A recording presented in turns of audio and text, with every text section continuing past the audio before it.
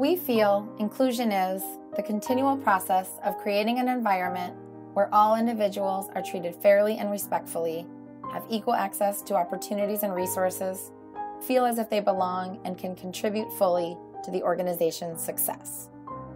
Our first tip for creating a culture of inclusion is to stay committed to the continuity. Inclusion is a process, not a program. It's not a one-time training to check off your list, but a continual action requiring intention and alignment with policies and procedures. Acknowledge that and stay committed to the ongoing process of learning, growth, and change. 2. Stay committed to curiosity.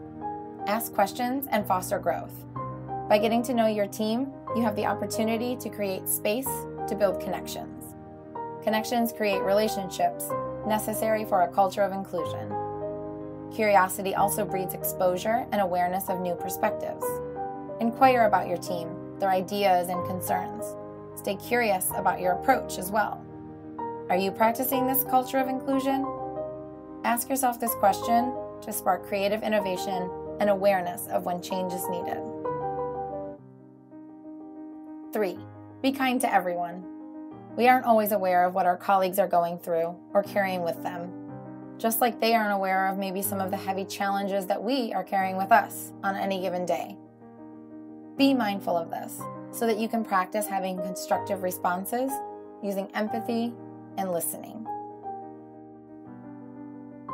4.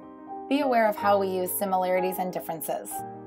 The vast complexity of identities has the potential to build solidarity, but also to create exclusion. When we see those things we have in common, it builds a shared group identity. As we learn about our differences, we can help our organizations grow and improve. It's important to acknowledge both, but also to be aware of how we use them. We can use our differences to foster growth and connection, or to reinforce cultural hierarchy and societal norms. Remember, we're more alike than we are different. So, based on which similarities we choose to prioritize, we can create inclusion or exclusion. 5. Be aware of your own personal biases. Biases are mental shortcuts that cause us to lean towards a particular tendency, trend, feeling, or opinion, especially one that is preconceived or unreasoned.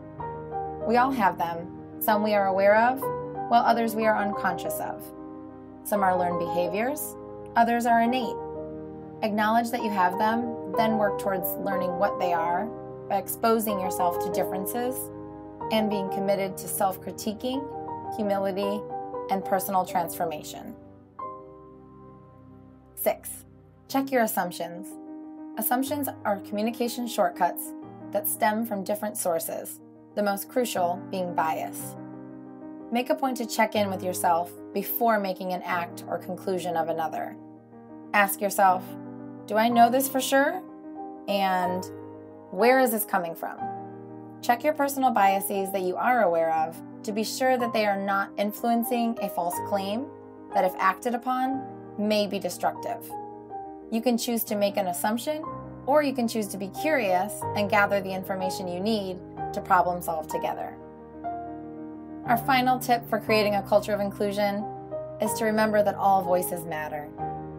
For all to feel that they can contribute fully to the mission, values, and success of an organization or community, their voices must be heard. This is easier said than done, and as leaders, it requires moving out of your comfort zone. Inclusivity entails open lines of communication, where all voices are heard, or at least given the opportunity to be heard. Leaders are responsible for creating this environment, but everyone is responsible for maintaining it. Strive for this within your organization and community, and the continual growth will follow.